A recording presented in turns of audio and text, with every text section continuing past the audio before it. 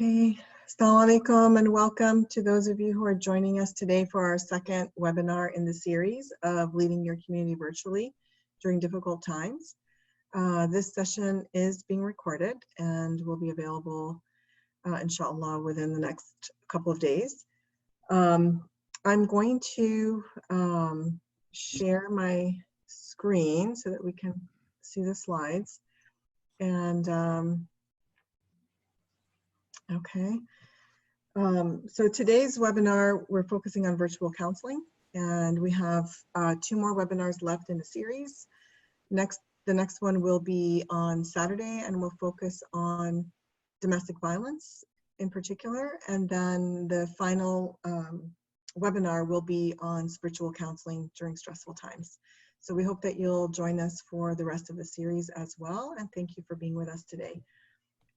So I have with me Imam Majid from the Adams Center, who has worked a lot with us with Peaceful Families Project, and we're really grateful to him for initiating this webinar series, as he recognized the challenge that leaders may be facing as they are adjusting practically overnight to leading in a virtual way.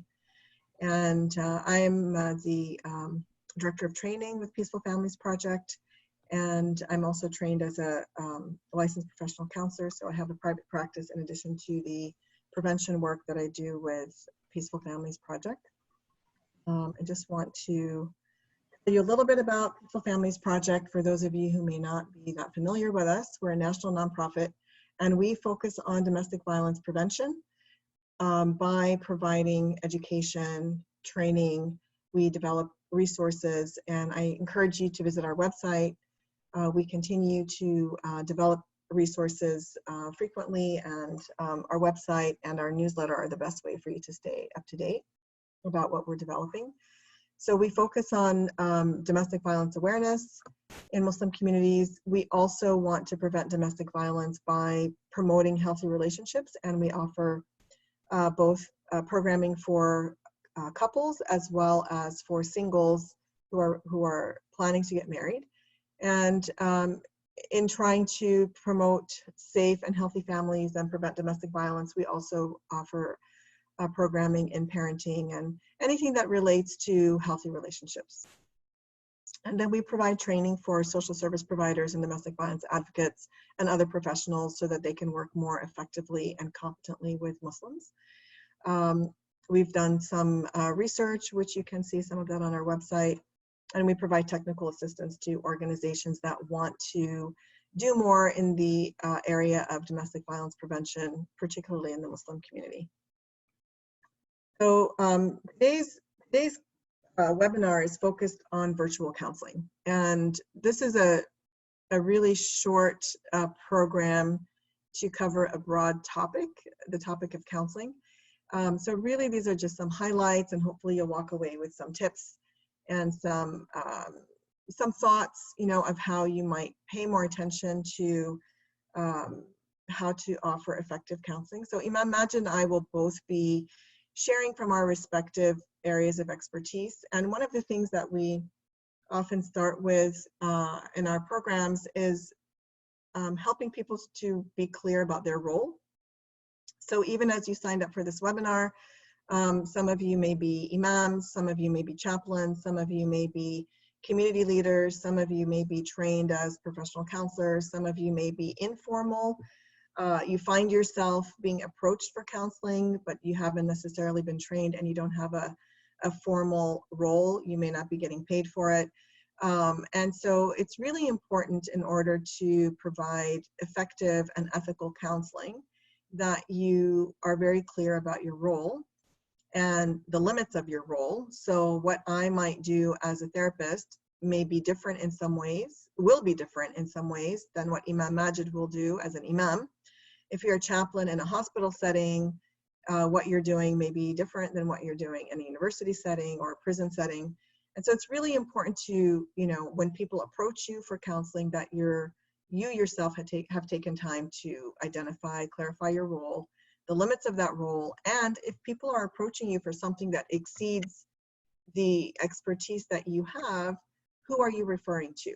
And you need to know that before you begin offering counseling? Who are your collaborative partners?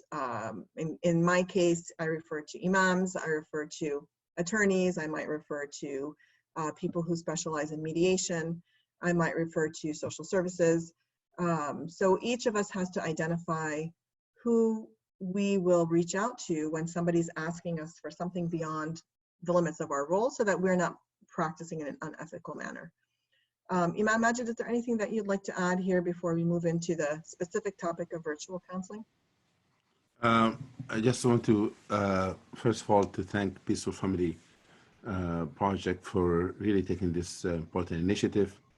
I know that we really need to learn from one another how to manage, how to navigate, serving the community at this time, and therefore the expertise of people that in this area that has to be, appreciated, and appreciate Sister Salma, whom I've been consulting with her that all of these years, and the best way of addressing the need of the community when it comes to counseling. What I'll look forward for your participation, all of you.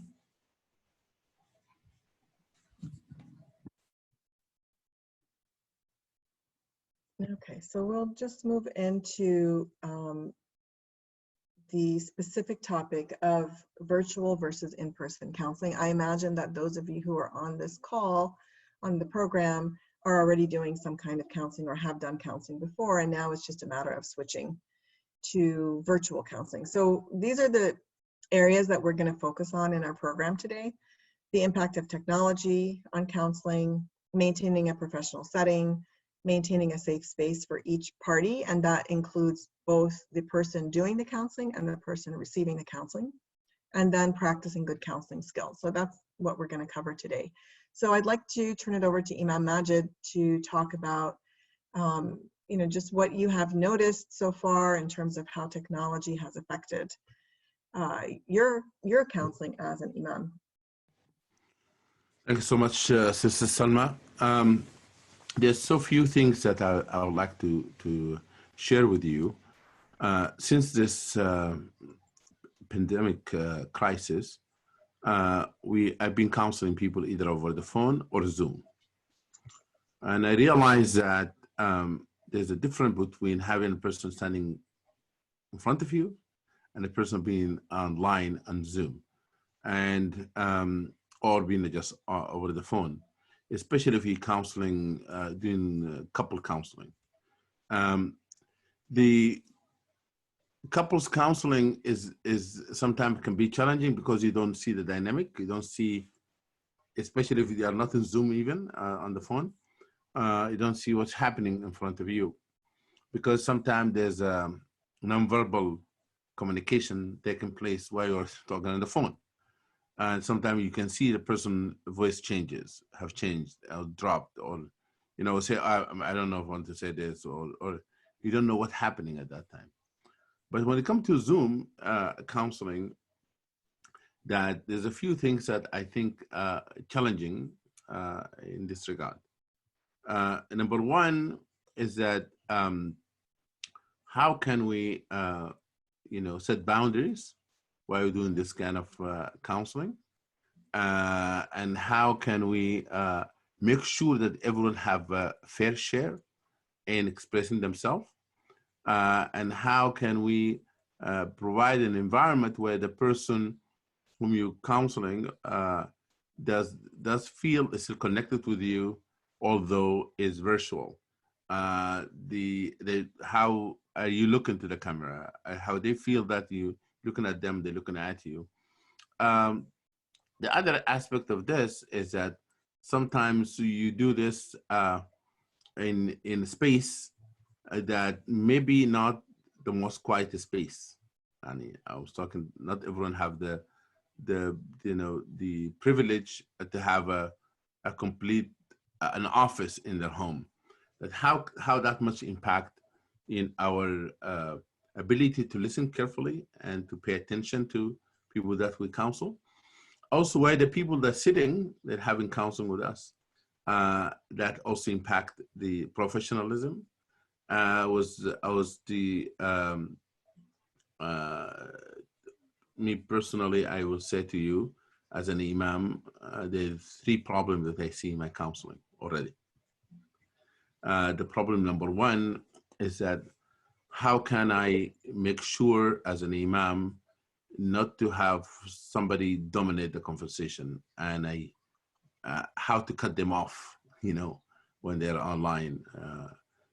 And I can feel that sometimes those the online counseling have reduced the impact of my presence, or in that counseling. The second thing I would say that how do you counsel somebody online or opposite gender alone? That also a challenge for me, and therefore I have to tell them in front. We have to make sure that they know this is a professional setting. We're going to talk about that. Sister will give us a tips on that. The third challenge that I can see is a grieving family, or if somebody were to lose loved one, and usually you are in the same hospital with them, sometimes you're in the same room with them, or you are attending to the janaza, or a janaza of the loved one. How do you counsel those people whom they feel now there's a lack of this personal touch as an imam or a chaplain? This is really the challenge, I think, that this online counseling challenge present. But also I want to talk about the positive side of it. The positive side of it, that I don't have to drive to my office. I can finish my counseling session and then go and drink a coffee. I don't drink coffee, or have the herbal tea with my family. And then between the sessions, that I can say hi to my wife and hi to my children and give them salam. I mean, those kind of my emotional support, is taking place while I'm doing this counseling. If you do counseling session after session, something can be emotionally draining. Those are the things that I just want to share. Jazakallah khair, Imam Majid. So let me talk a little bit more about some of these things. Imam Majid has already talked about some advantages and disadvantages. And I think there's a couple of more things I've noticed also as I've switched to doing counseling virtually. While not having to commute is definitely an advantage in some ways, I also have noticed that the commute time was an opportunity for me to prepare myself, my mindset, to get into the work mode. And then my commute home was a time for me to kind of leave that work behind and get more, prepare myself to be in family mode. So now, there isn't anywhere. I mean, you just, come into the room you're using as the office, and finding a way to switch gears, and that's something we'll talk about in a little bit. So there are some, some of the advantages and disadvantages can go both ways. An advantage that I have noticed, which is also a disadvantage, but the fact that we're seeing people in their own home, in their natural environment, in some ways we get more information about the dynamics, and we get a fuller picture. We're not relying simply on what people are describing to us, but we may actually see, we may happen to see other family members, we may be able to see more about sort of the space in their house. So we do get more information, which can be an advantage. But it can be a disadvantage as well if people are also not, they're not feeling as comfortable perhaps in that home space as they would in the office. So, and we'll talk about that in a bit. So some things to consider when we are using technology for counseling is the option of recording. So we're recording this webinar. I stated that at the beginning, so all of you know that it's being recorded. Depending on the platform you're using for counseling, you as the counselor may have the opportunity to record, or the option to record, and the people who are being counseled could also record. So it's something really important to think about, is that how are you going to address this? Are you going to have any rules around that? Imam Majid and I were discussing this a little bit in terms of the recording, and I really feel that the recording could potentially be quite harmful. So if anyone is going to be recording, then having an explicit agreement, and everyone should be in agreement about that. Some other things to consider are the confidentiality. How are you going to maintain confidentiality when you are not in your office, and you can't control what's happening in the other person's home? So they have to be responsible for making sure they have privacy, and you have to make sure that whatever space you're using in your home offers privacy and confidentiality. People can't hear, as they walk past in the hallway, or people aren't barging in while you have a session. How are you managing all of that? I have a do not disturb sign on my door. I also have a sound machine outside my door. I think Imam Majid, you mentioned you also, in the previous webinar, you mentioned you have that as well. And then we also need to consider just some really technical things that we don't necessarily think about if we're in our own office. And that is, how comfortable are people with using technology? And, maybe there may be people, if you're working with a couple or a family, it might be that one person feels very comfortable with the technology, another person doesn't. I know that, in the first week when I started doing virtual counseling, something even as basic, a lot of people keep their cameras covered in general for privacy. So we start the session, and then I would say to my client, I can't see you, and they're fiddling around and they don't know why I can't see them. And then I realized, because I usually have a sticky note on my camera as well, I said, is your camera covered? Oh yeah, that's right. And so even those little basic things that we don't have to think about when we're meeting in person. And then, some of you who joined before we started officially, you might have heard us kind of adjusting our camera and our seating. So that's something that you also don't really think about so much if you're meeting in person. Now, where you're looking and where do you place the device? Is it on the desk? Is it on your lap? Is it, what device is it? And is it going to fall? I've had clients who've used their phones for the counseling session, and the phone falls on the floor. So then I find myself looking at their floor as opposed to looking at them. So, kind of some interesting things that if we are paying attention to those things, we can start preparing our clients so that, we're recommending what device and where they should place it and how it can be more stable, things like that. Imam Majid, anything you want to add about the impact of technology? Yes. Just we have to, I think, to have in mind that not everyone have access to technology. There's some people be deprived from counseling at this time because they may not have internet even in their home.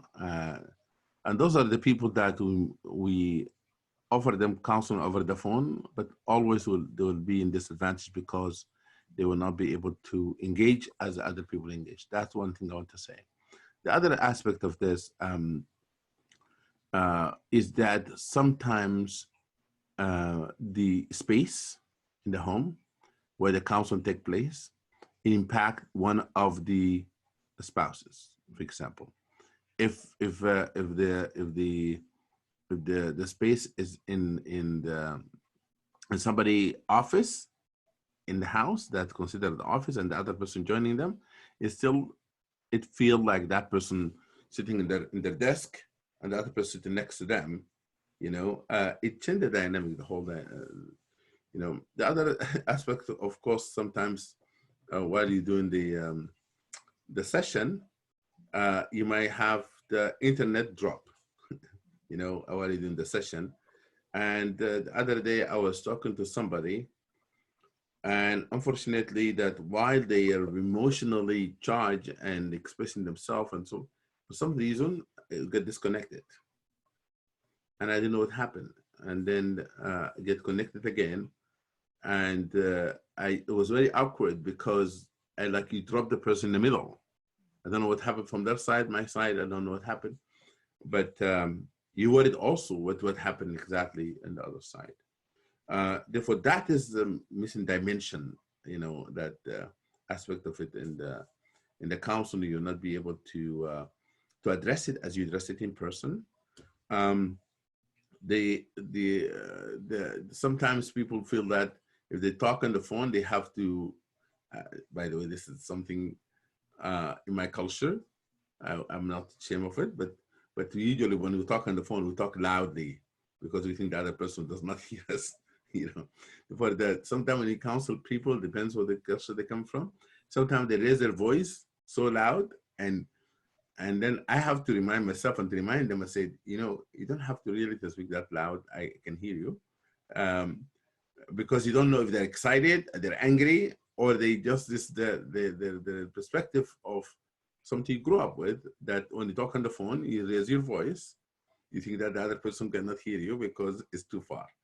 That also something consideration in this technology counseling, that differentiate between culture and whether the people, their tone have changed because they're not in front of you.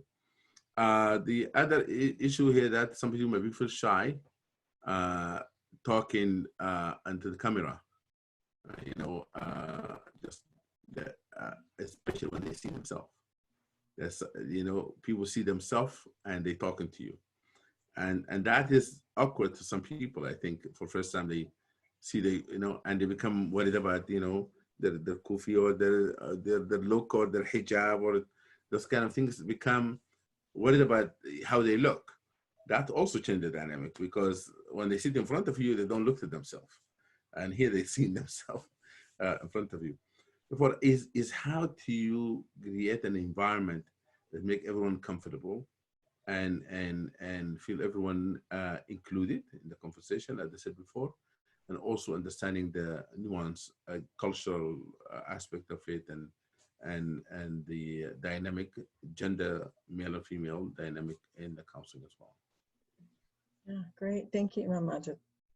So we started to move into this a little bit, and that is how do we maintain a professional setting, given that our office space itself creates a professional setting. People make an appointment, they're driving to our office, whereas now we, as well as our community member, our clients, we're meeting in our homes. There may not be much transition between the session time and whatever we were doing beforehand.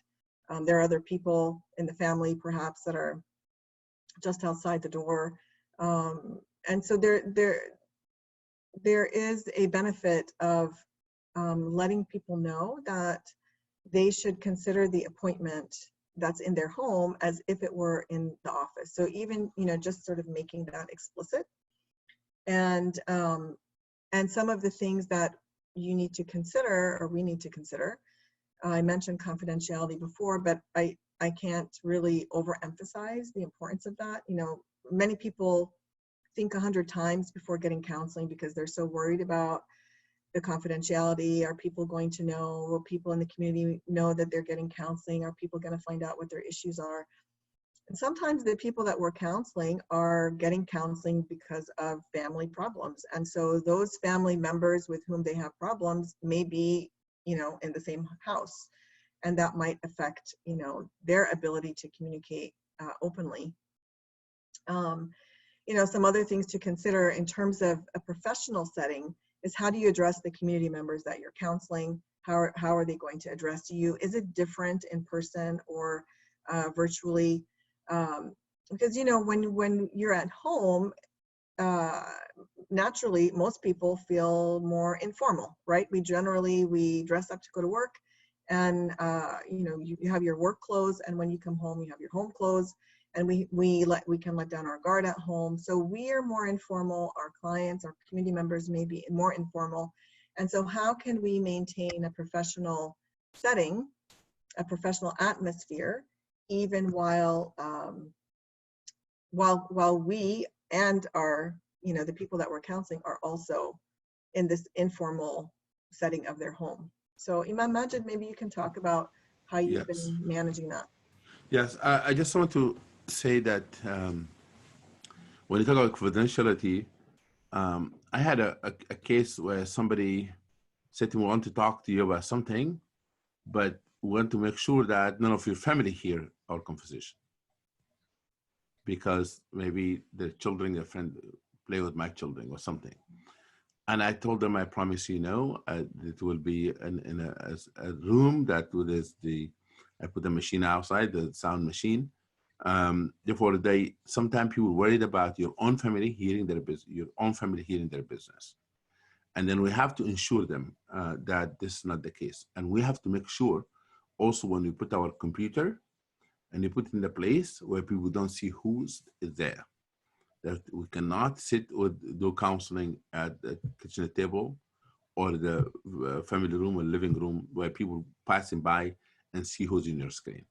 I think if we want to do it anyway, you have to be in a confidential that no one can come and see who's there. That is very important, I want to mention. The other issue is that how to be able to counsel people in a way that it does not become awkward to you too as well. Like sometimes people, they want to lay down in the bedroom and talk to you.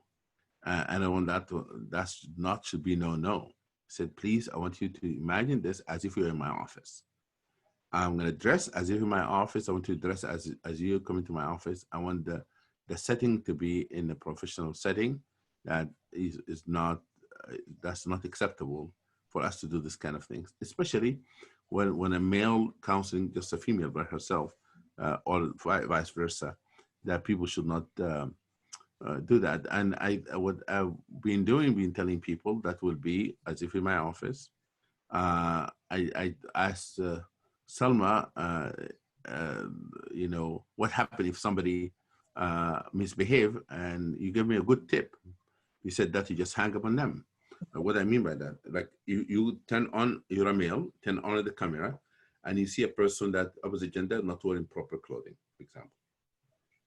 You just hang up, because you don't want to be in the situation that when I say proper clothing, that the clothing that they will not have come to the office with, that like, something that's not acceptable, or whatever make you uncomfortable. That then a person said, can I counsel you as if you're in my office? You hang up and you tell them, I cannot do that. You cannot be on camera in that manner. Well, that's a challenge that in counseling. And then the other thing is that I don't know if you want to go to this now or later, that when people move from the professional conversation to the personal conversation, you want to address it now or later? Yeah, we're going to talk about boundaries. Later? Okay.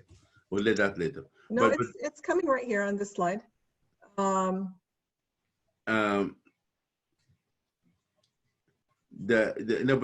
my point is that in the issue of even confidentiality, that people give you information that it is not related. We should tell people from upfront that don't seek personal information from me, nor tell me something not related to this, not related to the counseling. What I mean by that, if the person said, by the way, that's what I'm calling you for, but I want to mention something else. And he said, okay, let us stick with what you want to tell me. If something that is not essential to the counseling, they have to know that they don't have to tell me those kind of things, and they don't shift gear into telling me something that is not related to this issue.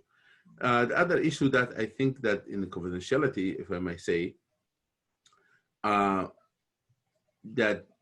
the people don't know that, as I said before, we don't keep this record. We don't record any message, nor that we, we during this kind of sessions, we take information that our family will see. Because as you say, maybe in your office is a file cabins that you keep the files. When they see you taking notes, for some of them might be worried who's going to see those notes as well. But we have to tell them that either with this note come for yourself and you keep it in a secure place, and we should make that commitment ourselves. If we're going to take notes during counseling, we have to make sure it's not being left on the kitchen table, or at the living room, so that somebody else sees somebody else's business. That is one of the pieces that come to my mind. Thank you, Imam Majid. If I can, so some of these things that Imam Majid is addressing are related to boundaries, and even slipping into very casual conversation that's not related to the counseling issues.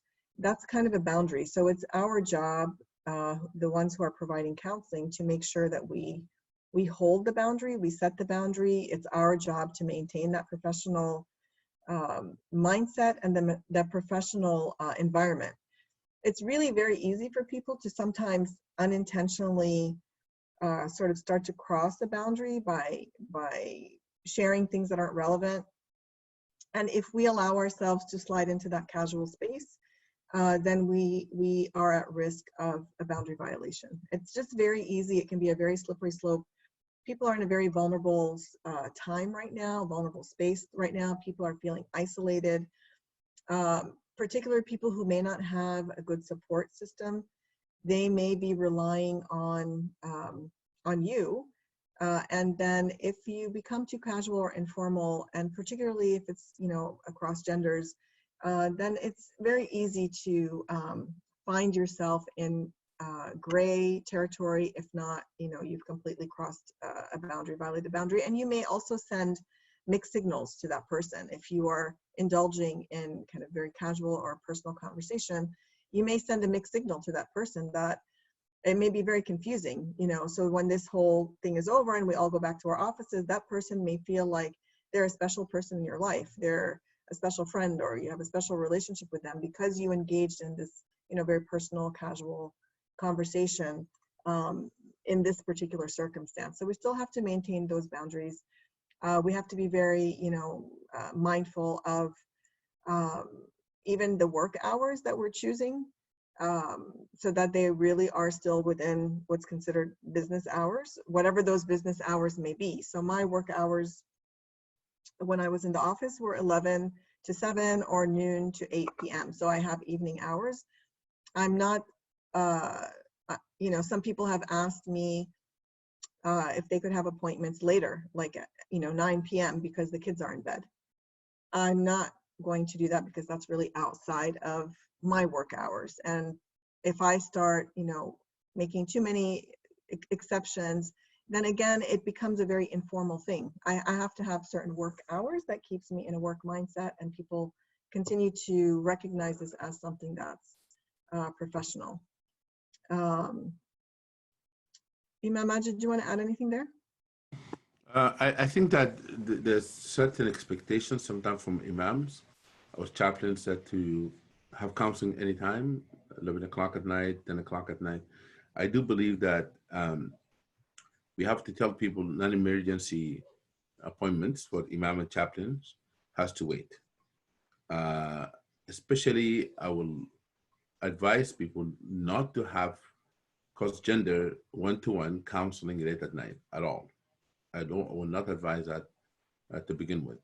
To keep professionalism and so forth, you have to make it, as Sister Salma was saying, within those working hours. I think it's very important that for us to have a mindset of this is a professional service we're providing, and want to teach the community, even at this virtual service, that we want to maintain the professional boundaries and professional ethics of doing this. The other issue that I would like to say that is that you mentioned that how do people know our office hours? At this time, that if we maintain online the same information, because some people make an assumption that they can call you on your personal phone and they said, can we talk? And it is a counseling session, but they think that they can pick up the phone and just call you in the middle of something.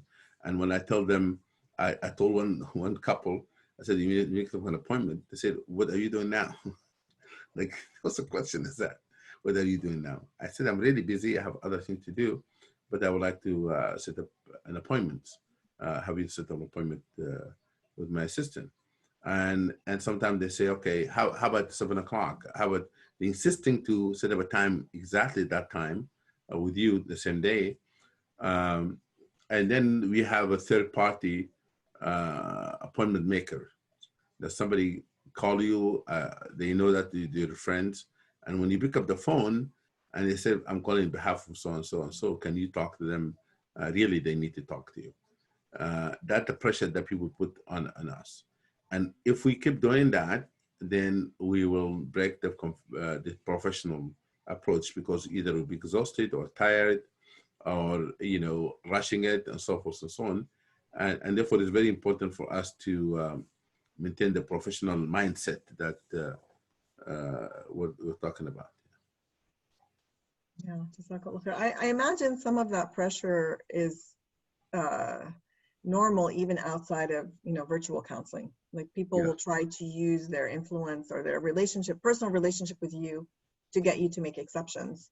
But somehow people do have this idea that if you're at home, you must have a whole lot more time. You're just sitting at home doing nothing, even though you as an imam are doing the work that you do in your office as well. Can I tell a story here very quickly? Yeah, About boundaries. of course. Imam Malik, rahimahullah, one of the great Muslim scholars, he set boundaries like never, like absolutely very rigid on it.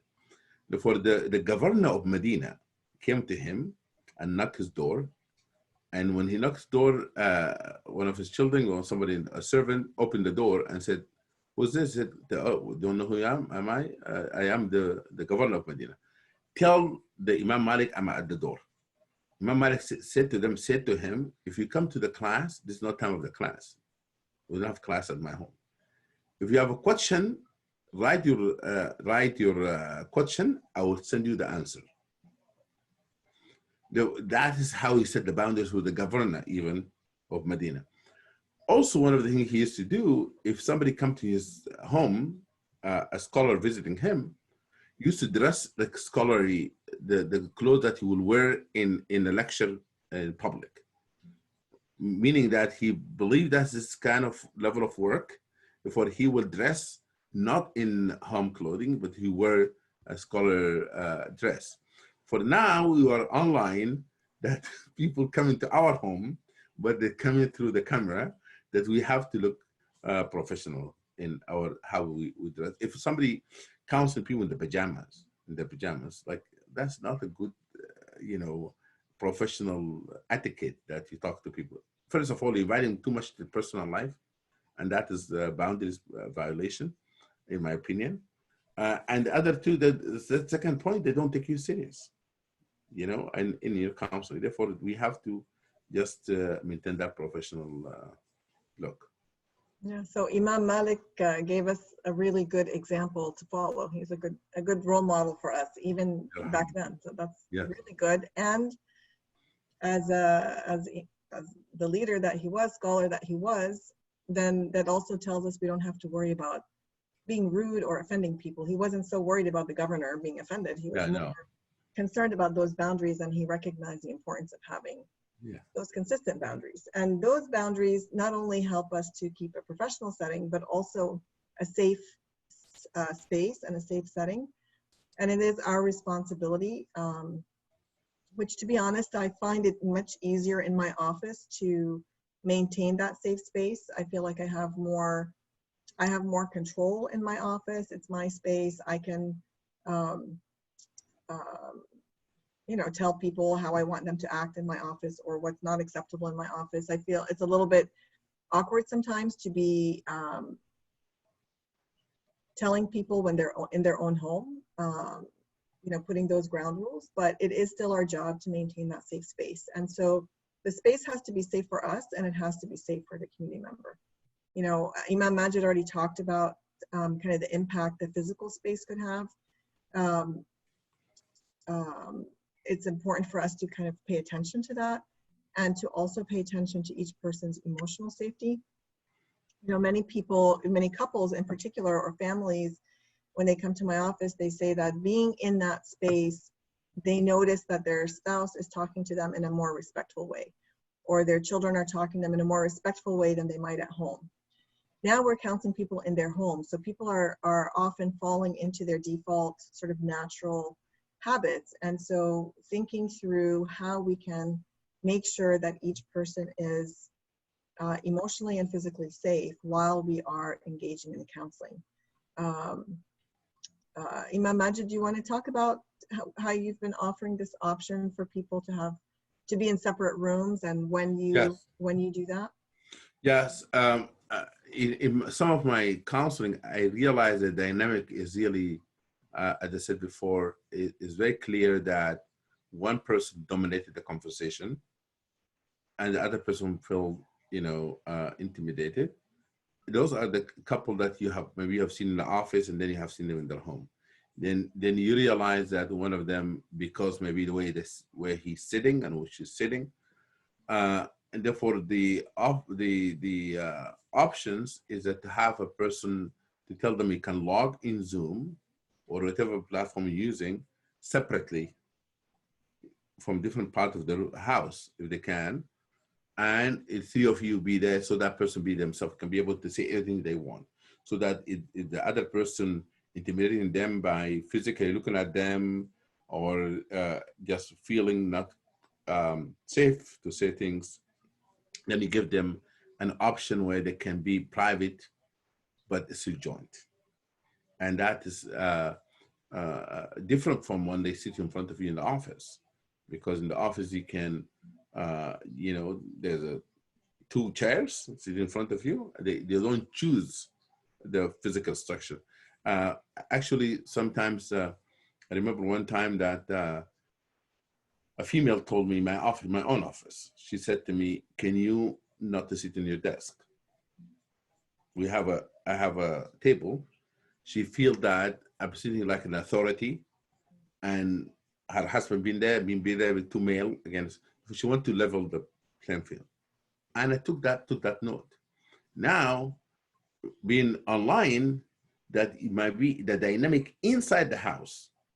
It might not be the same. That somebody sitting in the desk, as I said earlier, somebody sitting on the chair next to them. The projection itself, and having people become something more bold online than being in front of you. They be more aggressive. You can see that, become more aggressive than sitting in front of you. Therefore, one of the people might have disadvantage. Therefore, we can offer them that they can log in, be in different rooms, but they're talking to you and they're talking to each other. We can see them in the screen as equal. Yeah. I think that's a really good option, and it's always good to offer options to people and then let them decide, what they feel more comfortable with. Mm-hmm. If you're doing couples counseling or family counseling, it may be important to give people the option of having to meet with you one-on-one. So, if you feel like people are not comfortable for whatever reason, and often you don't know what that reason is, but they're not engaging, then sometimes I'll just say, okay, the next time we meet, I'm going to meet for, the first half hour, I'll meet with one of you, and the other half hour, I'm going to meet with the other of you, and then we're going to come back together.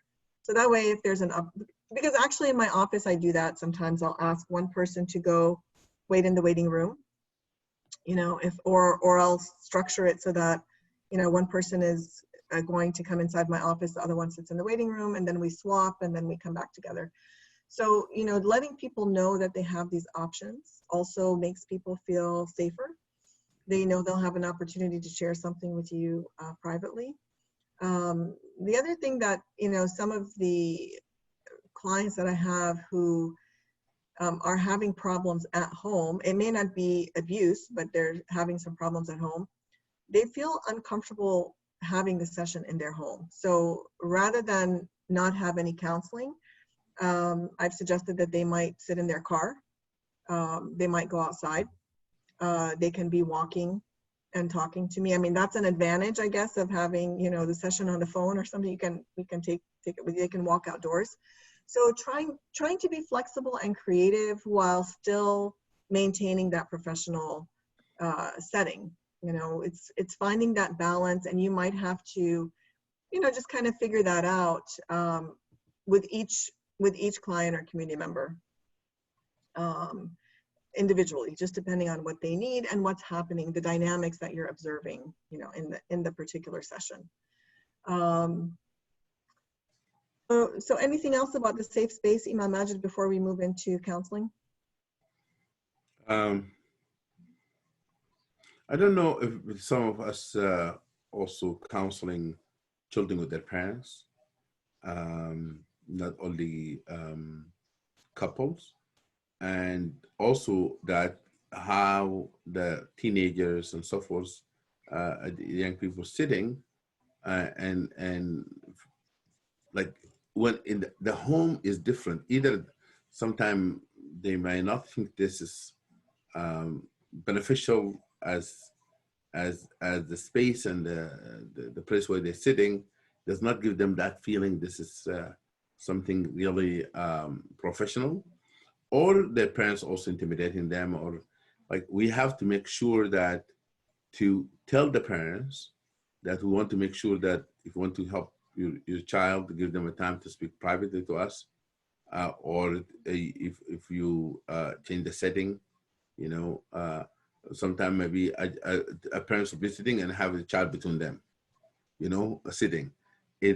What is the most comfortable setting for this counseling? Sometimes, by the way, sitting closer maybe have positive also the dimension, but sometimes could be a safety issue, especially if there's an issue of emotional abuse or psychological mental abuse. Imagine if somebody's sitting like this and there is no, a third party is distant from them and they feel intimidated, they cannot say everything that they want to say. Yeah, I think it's, in some ways it can be, you know, you just have to be a lot more mindful of all of these things that could be happening. I just remembered something you were talking earlier about if the internet drops and the person is upset, or, you know, you don't know what happened. Yeah. One important tip is just to have another way to contact the person, whether it's email or you have their phone number, so that you have a way to check in on them. And they also have a way to reach you. So you can provide a phone number that you're comfortable with them calling you on, or your email, so they can let you know. Maybe somebody just walked into the room and they had to hang up, or maybe it was an internet issue, or maybe they were overwhelmed emotionally, or whatever it is, but at least you have a way of reaching out to that person to make sure that they're okay and to understand what happened. So having, you know, before you get into a session, making sure you have alternate ways to reach the person could be helpful. So as a therapist, you know, we have all that information before we start, you know, with the paperwork that we get up front. But I imagine some imams may not be gathering all that information up front. The person just calls you for a Zoom appointment. This is excellent. Therefore, as you have a Zoom appointment to ask them, how can I get in touch with you if we get disconnected? Yeah. Okay. Yeah. Okay. So now we'll move into the counseling. And obviously this is not meant to be a course in counseling. The assumption is that you're already doing counseling, and these are just some, you know, some reminders. You know, counseling is something that, you know, if you want training in counseling, it's, you know, a full program, it's a degree program. You can also take classes or courses in counseling. But the intention here is simply to help you be focused, particularly in a online session when we really need to pay more attention to the boundaries.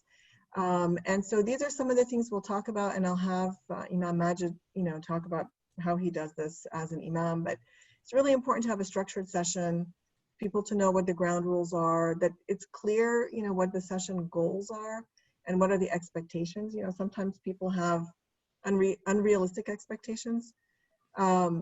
It is our job to assess and accurately identify the problem. Sometimes people just start talking. and we don't exactly know where they're going or what they want from us. So finding a way to make sure that we're able to even interrupt people to figure out, what is it that they need from us? What are they hoping for by the end of the session? Is this going to be a one session or multiple session situation? So before I go on to the other points, I want Imam Majid, share how you have been structuring your sessions virtually. Yeah, one of the benefit of Zoom is that the free Zoom, that the session in the 40 minutes, that they know from the beginning they have 40 minutes. It is by the power invested on Zoom, not on me, that session will end the 40 minutes.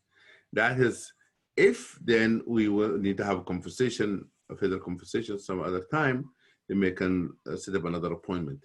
But that is one of the important. The other thing that I'll begin my session, I start my session with the dua from the beginning. Then I would tell them that this session, I would like the rules of it to be as if you're in my office. Everything that we do in my office, I want to do it here. The third things that I would tell them that also you have to give that other person a chance to speak, okay? So that you don't, and I told them, because in one case they start talking and they're screaming at each other. I said, listen, it is difficult enough that to have it in Zoom and become more difficult for me to hear anything. And even the sound start coming in and out.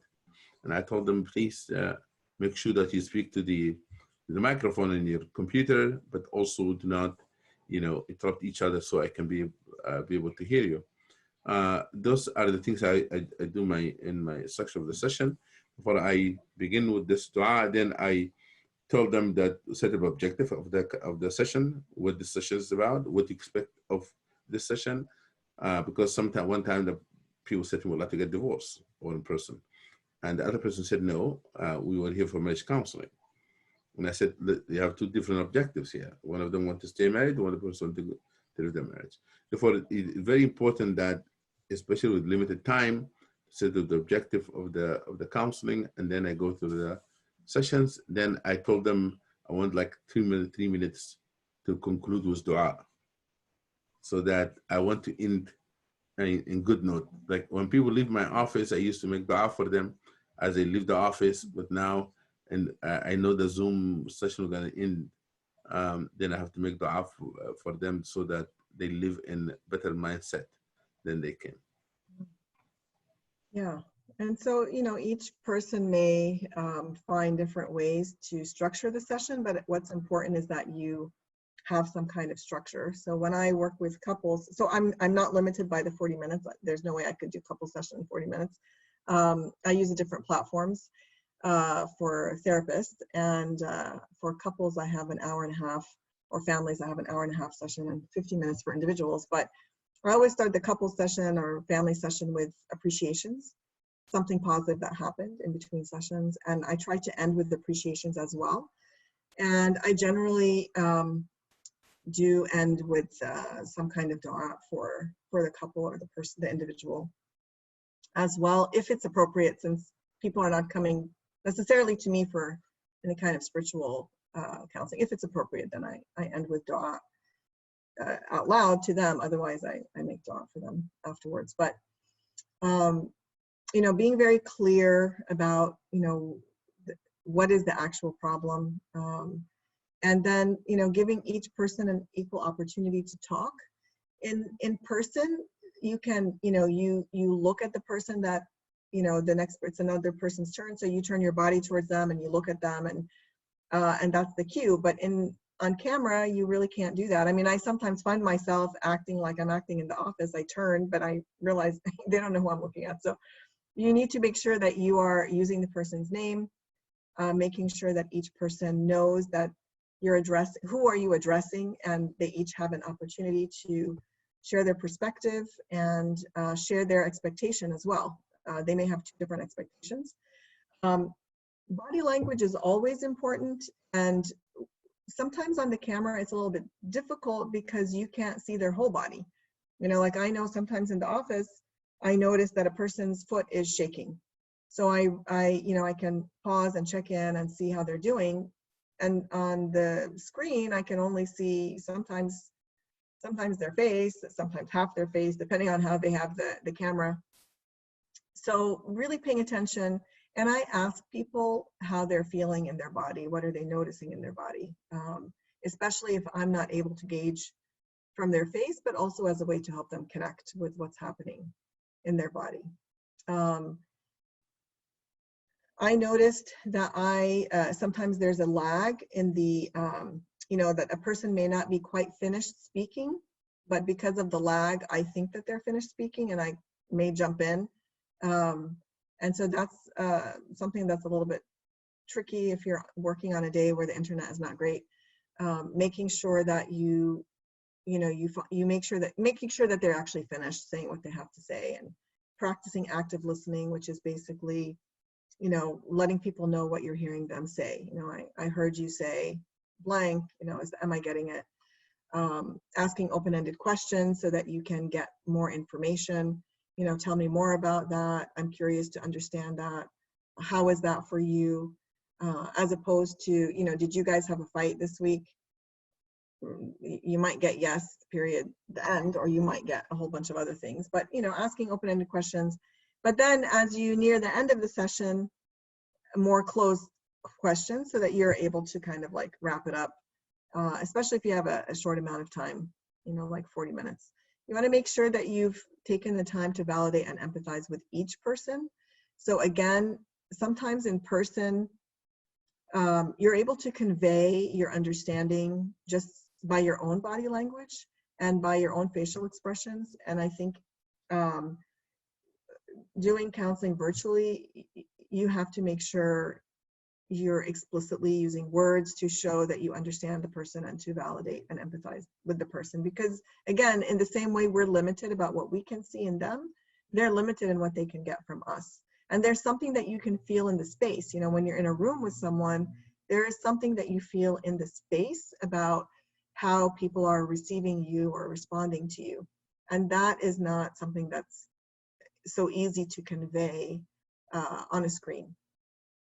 And then, based on whatever they've identified as the goal, you're going to respond appropriately to that, and make sure that you provide referrals for other, whether it's professionals or in my case, a referral to an imam or a doctor or whatever it is that's needed. But make sure that if there is a need beyond what you're able to help with, that you are directing people.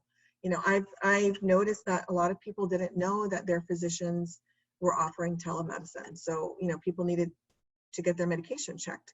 And I would tell them, call your doctor. No, but we're not supposed to go anywhere.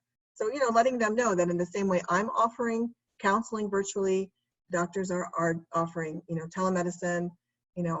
Almost all of the professionals are, engaging in virtual services right now. But sometimes the people that we're working with may not know that. So making sure that we're connecting people if they need a hotline or whatever they need, that we are helping them to get that resource.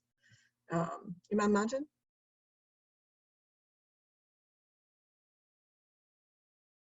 I think you're muted, Imam Majid. Yeah. I'm sorry that. I think one of the issue of the being on the phone, sometimes you don't see the. We're talking about Zoom now, but also how about being on the phone? You don't see the expression, the face of a person, and one time the person dropped quiet, and I didn't realize the person was crying. I did not. And I said, why did you stop? And then she said, I just need to collect myself. Then I realized the person was crying. But, and that's really brings me for so bad, especially this time of coronavirus, people anxiety is high, and there's so many things happening in their life. And when they have marriage problem or they feel that they may lose their marriage or something like that, there's so much things in the people's mind, and I feel sorry that even I didn't recognize that, because I the person just went quiet. I said, finish your thought. She said, I just collecting myself. That's one of the things that I realized. The other things that maybe in this difficult time, people want you to acknowledge their pain. We cannot just listen and try to act as the judge, or I'm talking about imam and chaplains. I know that therapists, they don't do that, but sometimes we want to give fatwa quickly and to say people right and wrong, but we forget that as the people not sitting in front of us and they're on the phone, we don't see their tears coming from their eyes. Compassion. We have to be very compassionate because we could be very dry ourselves. We don't see people's faces, and therefore we have to be very very careful at this time as well in our counseling. Yeah, since you mentioned phone counseling, which is, I really don't prefer to do it, but I do have clients that, as you mentioned, they don't necessarily have the technology, they don't have computers. So we are relying on phones. So when I have to do phone counseling, I tell people that I feel limited because I can't see them. So I need them to tell me what I might not be able to see. So I ask them to help me with that. Excellent. And if there's a pause or, something that I ask them, tell me what's happening with you since I can't see you right now.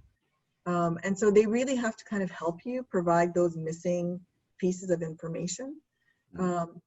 It's especially challenging, I think, if it's a couple or a family, because, they could be doing things to each other that you can't see and you don't know, like, even grabbing the person's hand or sticking their tongue out at them or, mouthing things that are not nice, and you really have no idea. So it's very difficult. I find the phone counseling to be much more difficult, but sometimes we have to do it. And then I think we ask that, whoever we're counseling we remind them of the ground rules and to adhere to that. And either one of them should be able to tell us if the other person is behaving in a way that feels, inappropriate or disrespectful. We're going to talk about abuse in a separate webinar next time, but right now I'm talking about just, sort of just the general. Sometimes people resort to really inappropriate, immature behavior when they're mad at each other, when they're arguing with each other, and we can't see it. So that could be really sabotaging the session. The other thing I wanted to mention before we move into taking your questions, we talked a little bit about the safety of the counselor, the imam, the chaplain, and Imam Majid was saying, if somebody behaves inappropriately, that we can hang up. And I just wanted to clarify, because Imam Majid talked about it in kind of a general way, but really what we're talking about here is somebody who is engaging in a clear boundary violation. So, for example, if Imam Majid is, calling a client female and she answers and she's in her nightgown, right? And maybe people are recording. There's a vulnerability here, because if you're using Zoom, anybody can record. I can record, you can record. I mean, the client can record, the counselor can record. And we don't know, somebody could be putting you as the counselor, the imam, the chaplain, in a vulnerable position. And you don't want to allow that to happen. So that's, in those kind of scenarios, hang up. But I just want to make sure that we're not sending any confusing message, that if somebody says something that, like, if you can handle it, like you can address it with them, then you don't want to hang up. You want to address it. For example, if somebody, if you're talking with a couple and, only one partner is in the screen and the other person is on the other side of the room and they're kind of yelling from the other side of the room, then I would pause and I would ask that person to please come and sit down and tell me what's going on. Or do they need to have an individual session? Like, there are things that are inappropriate, but we can address them. And there are things that are more than inappropriate. They're really clear boundary violations, and they could get you as the person providing the counseling into trouble. And that's where, you know, if I'm in my office, I could ask a person to leave. I can also step out. I have stepped out of my own office sometimes when people are really acting crazy, and I don't want to be a witness to it, and they don't stop if I ask them, then I will step out. So I can ask people to leave, but on the screen, again, people may be also having a very heated fight, and I'm asking them to pause, which I would do in my office, and they would listen to me, but on the screen, it's very easy to kind of ignore the person on the screen who's talking. So if you need to exit, you exit. But it's important that people know that you might do that, you know, that you might need to do that if certain lines are crossed. If there's some kind of issue that you're not able to resolve with them, then you might exit and resume later when people are, you know, ready to engage in a way that is respectful of you as a counselor as well. So I just wanted to clarify that. Appreciate that actually very much. And one of the things that a tip was given to me, if a person does not want people to see their home in their counseling, Zoom offer you a background. Mm. You can have a background, you can choose whatever. I used that before. And you can show the background, you're in San Francisco, background you can see anywhere, and you can look, also just have a banner behind you or an shelves is not in your home. If you want to keep also what they call this, you know, complete boundaries of not having people to be complete in your home, then you can do that. And also maybe you can offer people that to say, you can, you know, if you don't like, you know, to have the background to be in your home, you can, you know, you can put the background that you of your choice. Now you've become a high-tech imam. You can do virtual background. Yeah, I've been learning to do that now. That's great. Different time. Yeah. So at this time, I want to open it up for questions. Imam Majid will be with us until 4:30. Then he has to leave. So if you have questions for him first, and then we'll continue for whoever, if anybody has more questions after that, we have up until 5. So there is one question that I see I've had student conversations where they didn't feel comfortable talking with family in the house and the weather is bad. I was asked to work through counseling issues via text. Do you have any thoughts about counseling by text? I have seen one case where somebody was very helpful actually doing a destination was texting and actually saved somebody's life. A person saying, I feel horrible, I feel like going to do something to myself, hurting themselves. And the person, you know, the intervention was helpful because they talked them through it, through the text. And then they asked them to themselves to call for help. And asking them to connect to you know, immediate emergency, and it did work in that case. Therefore, any means and ways of being able to help people, you have to differentiate between professional setting completely and addressing emergency and necessity. You know, I don't know how much a person can, me personally, I'm very slow in typing. I will not be able to like immediately respond to back and forth, back and forth, and back and forth. You have to have the skills to do that. Before what I do, I talk to people sometimes using voice message. The only risk of the voice message, it is a record. I mean, you know, you said something and then they might use it in the wrong way too, especially if they want to use it for court purposes. They ask the question and say, can you record me your answer? And the minute you record your answer, then they come and use it somewhere else.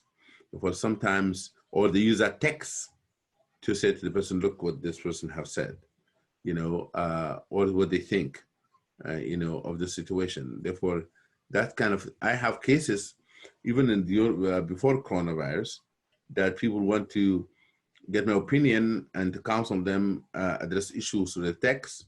But I knew that I had a feeling that the person using this, so that they want to use this against their spouse. They ask you a question, and I told them, listen, I have to listen to them. I cannot counsel you by yourself in this regard. You have to listen to, I can give you advice in general what to do, but I cannot make a comments on their behavior because I don't know. Therefore, but I would say in general, for example, if somebody said to me, I think my wife is nagging on me and doing this and that, I would respond by saying, people have to respect one another in general. For both of you, have to watch what you say. That's kind of not like, oh, she's bad, or why she's, that anyway is not a professional way to do it. But they want that from the imam. They want the validation from the imam or a chaplain to say, I think she's wrong on doing that. Then they take it and say, listen, Imam Majid have said that about you. Look what he said. I'm not going to get into that. So in other words, you're very careful about how you respond so that if the person were, it sounds like actually you're remembering that there is another party. And so whatever you say is something that you could say even if the other person was there. Yes. Right? You just kind of, and I think that's a really good practice.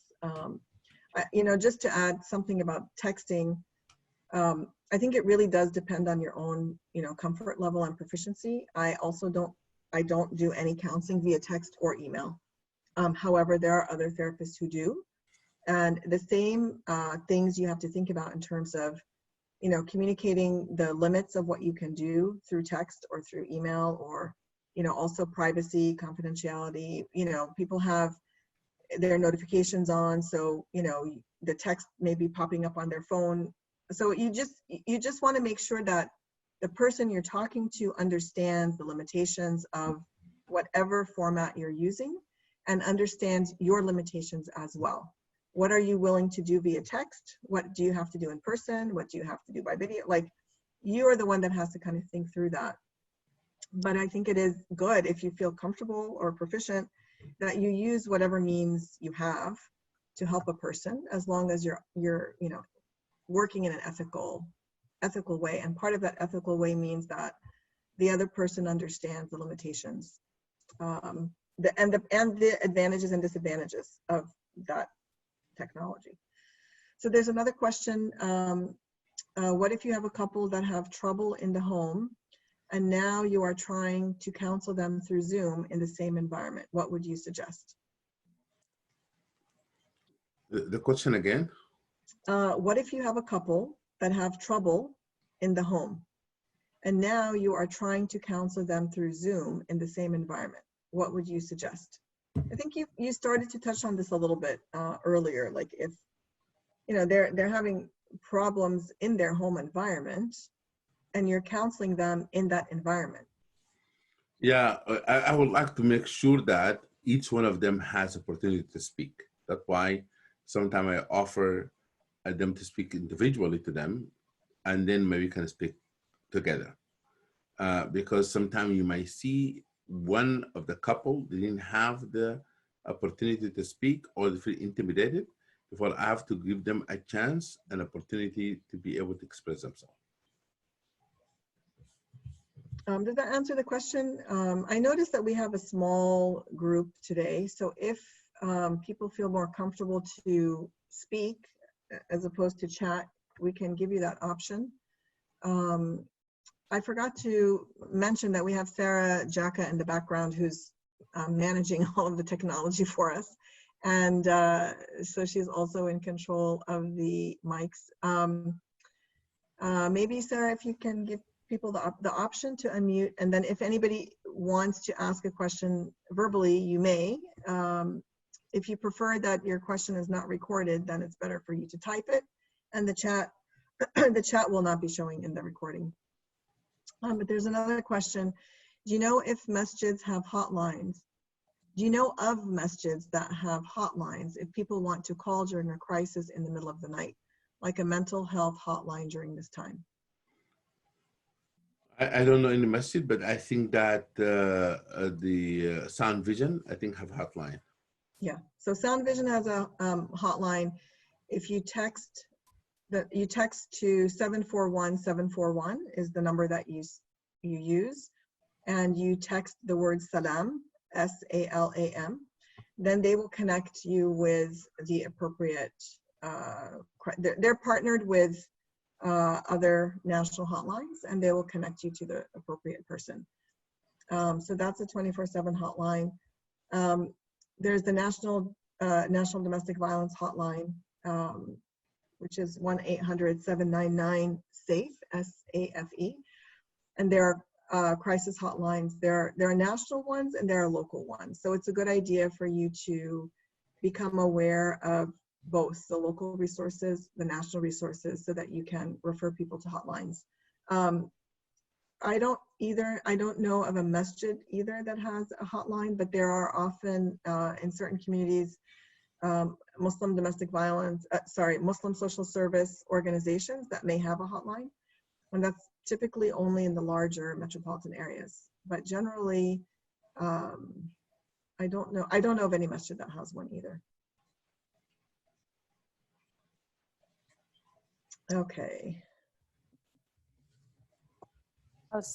Can you hear me? Yeah, please go ahead. Yeah, I was just wondering, I just asked the question about that because I work as a chaplain, and I'm also part of American Muslim Chaplains Association.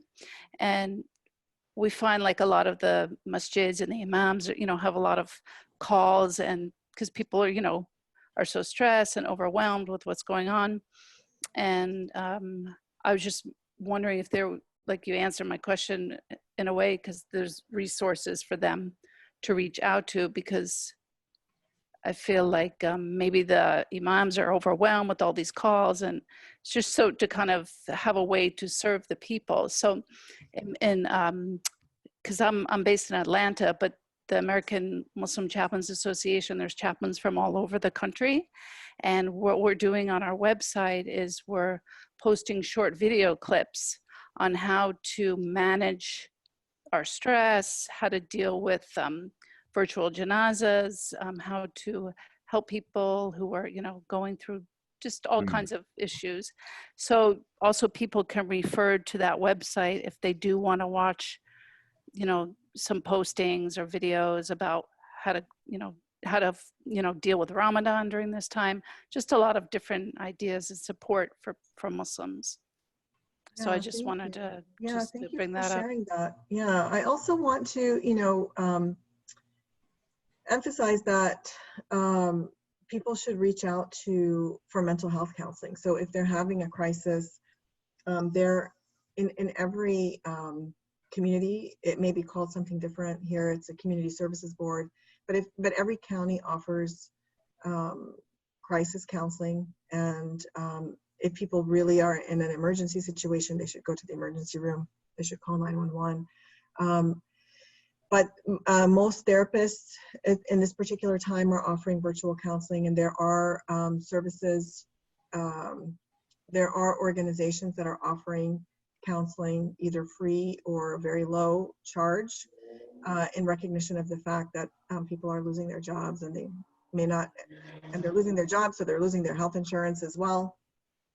So there are a lot of resources that people should avail themselves of, and the mental health professional community, both the Muslim mental health professionals as well as the general mental health community are available, for people. So that's something to encourage people to do.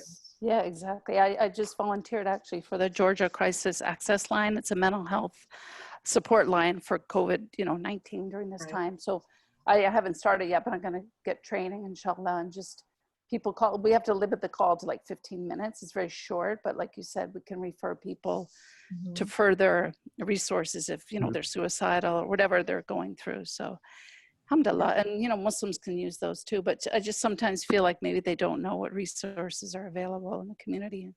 True. So I think each of you should have received after the first webinar, I believe you are on the first one as well, sort of a list of resources. We're going to continue to add more resources as we become aware of them, so that you will all have the ability, to share those resources with your community. Okay, so somebody's asking, well, so there's a follow-up question. This is a follow-up to the question about people who are having a problem in their home. Sometimes it is good to have the couple leave the immediate environment, and that helps. I was thinking that the couple may need to zoom in on their own devices separately, which makes it possible to see both and then talk to both. So that's actually, Imam Majid, what you had suggested earlier in our program today, that you let them go to a different, each of them is in a different room and they're talking to you. Yes. So that's exactly what you had talked about. And then somebody's asking if the phone numbers and websites could be posted on this chat. They could be posted on this chat, Sarah, if you have them, but I think actually we're emailing the resources to everyone, and so you'll have them. I don't actually have everything in front of me to type them in, but you will receive all of the resources, inshallah, for your own access.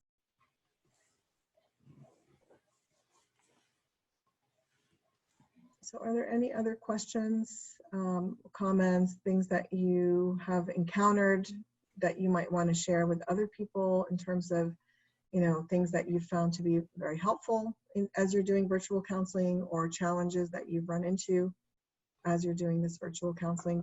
Feel free to share it here.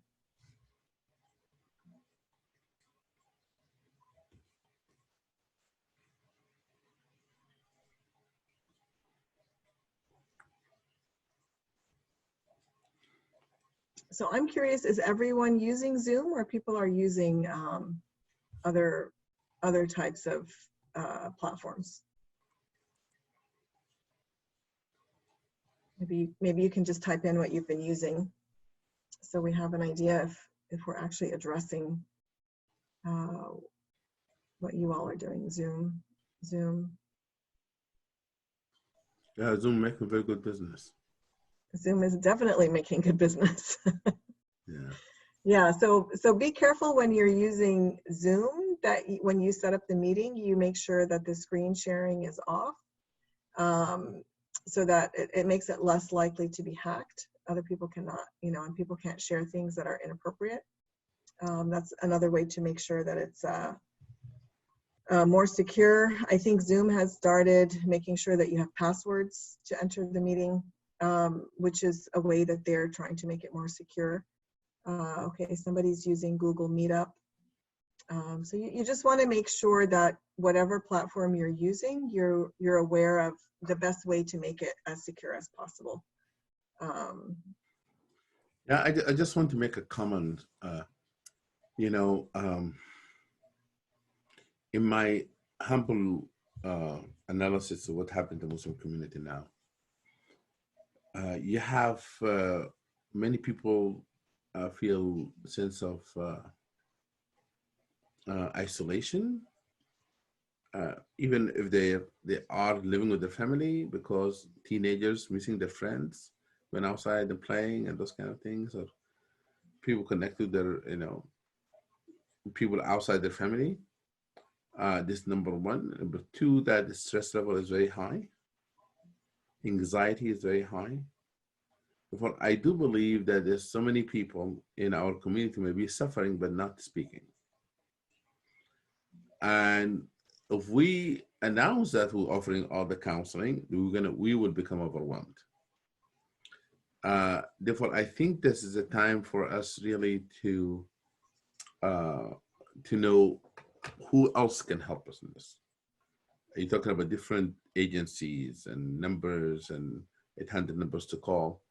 I think that is the time that you need to be able to utilize that. And I'm so glad that in Adam said we have started this with Sisters Sue, the mental health, professional help that we refer people to many counselors in our community. And that was established way before this crisis. That took pressure from the imams and also gave it in the hand of professionals, counselors, and we subsidize those kind of counseling. But I would like to say that this is not an usual time, and that's why I wish even many people would join this talk about this virtual counseling. But alhamdulillah, I'm glad that all of you have joined, and I think this resource can be used for people to listen to it from the website. Am I correct? So Pardon me? that people can listen to this on the website of Peaceful Family. Yes, it will be posted within a few days, inshallah. Really this. Therefore, I think and I would like people to give us a feedback also what you see have worked, what have not worked. Even as from now until this crisis is over, if any feedback, maybe we can create a platform to share that. Peaceful Family maybe can have a depository where people deposit ideas of virtual counseling and how can we help the community and at this time, because trust me, things are gonna get worse in terms of some people losing their job, losing their businesses, and those kind of things that in general that we need to have to help people and to give them spiritual encouragement and counseling. And I believe that inshallah we'll overcome this and people will get back to the, be able to stand on their feet again. And Allah is a provider. I believe in all of that, but we believe that we should think about what can we do to offer people the help they need, inshallah, at this time. And the issue of mental health, many people have already have mental health issues that we've been counseling. This just have really raised the level of the intensity of this. I was talking to a parent who was telling me that ODC, for example, people have, the order of like, they were worried about germ phobe, or, and now it just multiplied. A person, the anxiety goes up, and the family sometimes they don't know what to do with a person with some condition like that or something like that. Therefore, the people rely on our guidance, and that's why I really appreciate what the Peaceful Family have done with this seminars. Myself, I'm learning through this process. Jazakallah khair, Imam Majid. There's somebody brought up a good point that, this situation is also triggering people's trauma. People who have gone through war, times of uncertainty that have, had bad outcomes, that's also being activated now. So I do encourage, people to refer to mental health professionals if people are, re-experiencing their trauma histories, whether it's flashbacks or nightmares or, really feeling unsafe, then that's, mental health professionals are a good resource. So I know, Imam Majid, you said that you have to leave us. Yes. We're going to continue the conversation for a few minutes, but I really want to thank Imam Majid for being with us, for taking the time, and you'll be joining us again next Saturday, inshallah, for the third webinar on domestic violence. Yes. So, Jazakallah khair, Imam Majid. Thank you so much for being with us today. Thank you, Sister Salma. Assalamu alaikum. Okay, and so I just want to make sure that I check in and make sure that anybody who had something they wanted to add or questions, that you can do that. Assalamu alaikum, Sister Salma. This is Sarah. So Sister Sue Caffrey, she wanted to be unmuted to ask a question, so I've unmuted Please. Sister Sue. Go ahead. Assalamu alaikum, Sister Salma. Alaikum assalam.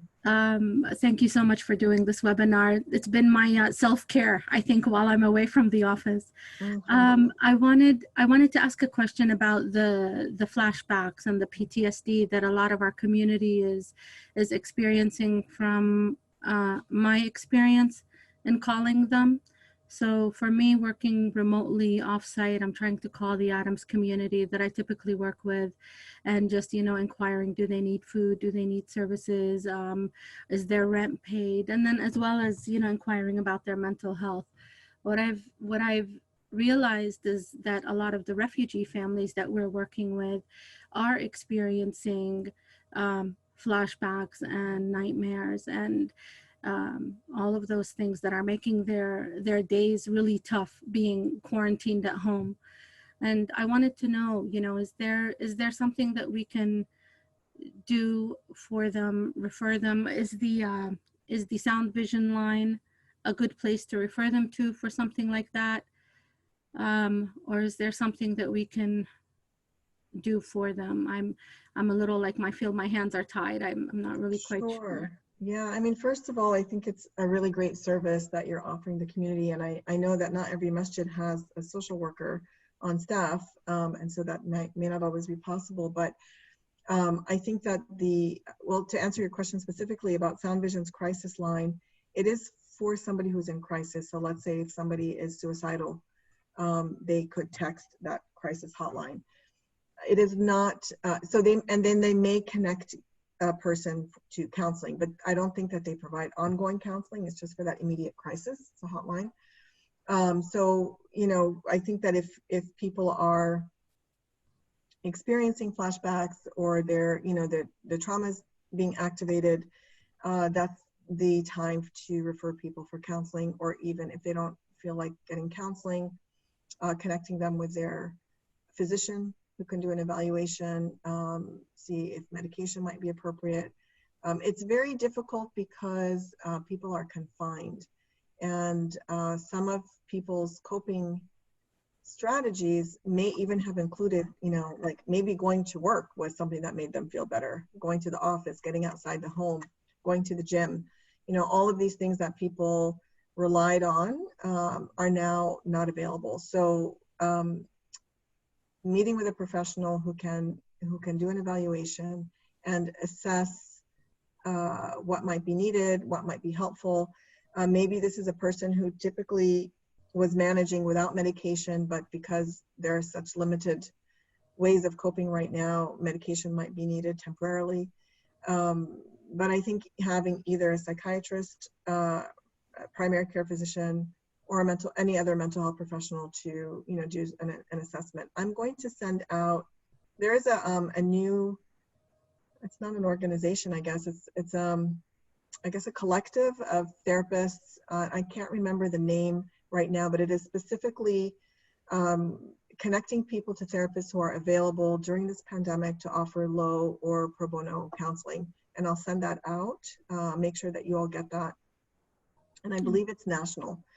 So people can request counseling. They get 4 sessions, either a very reduced fee or for free. And then, I imagine that those therapists will refer to another professional if they need ongoing care. Does that answer your question, Sahir? That does. Yes, that does. Thank you so much. You're welcome. Most of the metropolitan areas have some kind of a directory of the Muslim mental health professionals. You can also look online. There's an organization called SEMA, S like Sam, E, M like Mary, A. They have a national directory for Muslim therapists. And you can also look on psychologytoday.com, which offers a therapist directory, and you can search for Muslim therapists. You can, there's a filter, so you can put Muslim or Islam. And so you may also be able to find therapists that are in your area. And even if they're not very close, it doesn't matter because we're all doing virtual counseling right now. There's a licensing issue. We are, for the most part, restricted to practice within the state that we're licensed. But if you can find somebody in your state, and there are people who are making exceptions, particularly during the pandemic, a lot of the restrictions are being lifted. So in some ways, it's easier to access a Muslim mental health professional in these times, and it's not necessary to have a Muslim counselor. If you need help, if you're having a heart attack, you don't ask the doctor if they're Muslim first. It's nice if they're Muslim, but they don't have to be. And if you're having flashbacks or nightmares or really having trouble, with hypervigilance or numbing or dissociating or all of the symptoms of, post-traumatic stress disorder, you need somebody who's competent in treating trauma, and nice if they're Muslim, but not necessarily if they're Muslim. So please encourage people to get that kind of help if they need it. Thank you, Sister Salma. You're welcome. Thank you, Sue, for being with us. Were there other questions, Sarah? Did I miss any questions or comments? I think there were a few comments. if the masjid is using chaplains as well. I guess maybe Sohair, you can answer that question. I don't know, is Adams using chaplains as well?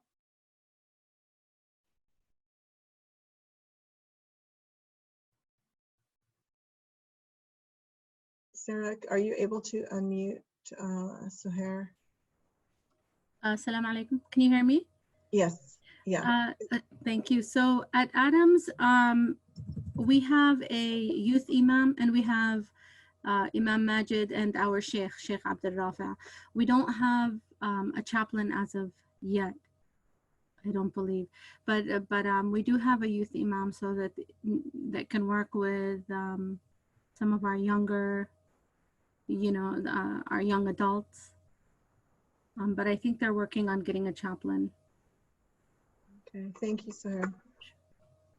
Yeah, so I'm not actually, I'm a member of the Adams community. I'm not actually working as a counselor for Adams. I get referrals from Adams through the counseling program, so that's why I couldn't really answer that question. Any other questions or comments that people have? And we really would like your feedback. If there's something that we are missing, something that you want to make sure we include in the next 2 webinars, please send that in. If there's anything about the format that you'd like to give us feedback on, please feel free to email info@peacefulfamilies.org or reach out to us. I really appreciate each of you taking the time for this webinar. I know that there are so many webinars happening all at the same time as people try to offer support during this very difficult time for everyone. And so making the time to attend this, and please feel free, once we send you the link of the recording, please feel free to share that with people, anybody that you think could benefit who may not have been able to attend. We really appreciate that. May Allah subhanahu wa ta'ala grant ease to each of you who is serving your community and who is at the same time going through this difficult situation. Okay, I see a comment here. Many of the chaplains are trained in various areas and can be a great help. So is there a particular way that people could access chaplains if they're needing to, if they would like to access a chaplain, what's the best way to do that?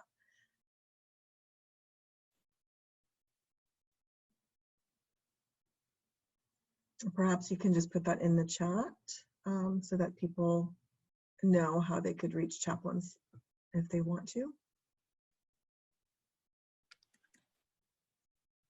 And I think that we'll go ahead and wrap up for today. I hope that you'll join us on Saturday from 3 to 5 Eastern Time for the next webinar. If people want to reach a chaplain, you can contact AMC. Thank you. What does it stand for? I always forget. Association Muslim Chaplains? Yes, Association Muslim Chaplains. Okay, American. Okay, yes. So please, you can visit their website and check out American. It's the Association of Muslim Chaplains. I always get confused if the A is American or Association. So we have both. American Muslim Chaplain Association. Great.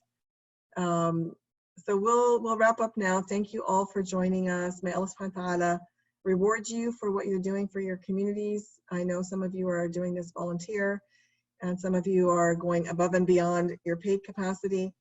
May Allah subhanahu wa ta'ala reward you and protect you and your families, keep you healthy and safe during this difficult time. And we really look forward to seeing you on Saturday, inshallah. Assalamu alaikum.